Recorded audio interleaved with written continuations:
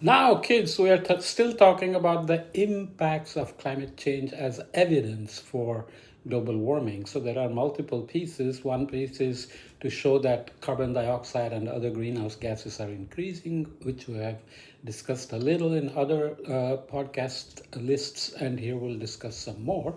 The other is to show that warming is happening and it's not uniform and impacts are happening. Some of the pictures you see of climate impacts can be scary, like the permafrost thawing in high latitudes.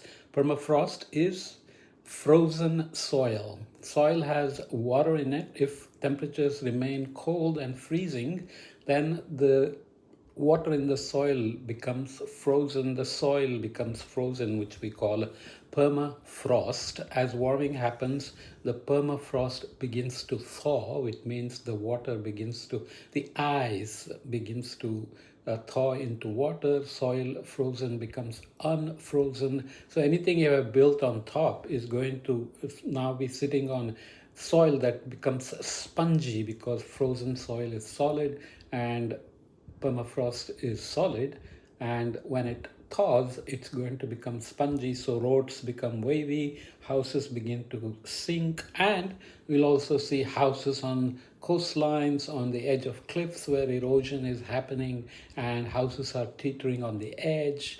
And of course you have also things like lakes. Lake Chad is a good example, which is disappearing. Many countries rely on Lake Chad for water in Africa, and it has had a history of appearing and disappearing. Long time ago, when Africa, where Sahara is now, used to get a lot of rain, there used to be a lot of greenery, so civilizations moved from the Nile into the Western Africa to settle down because there was enough water and agriculture and grazing of sheep and cattle, etc.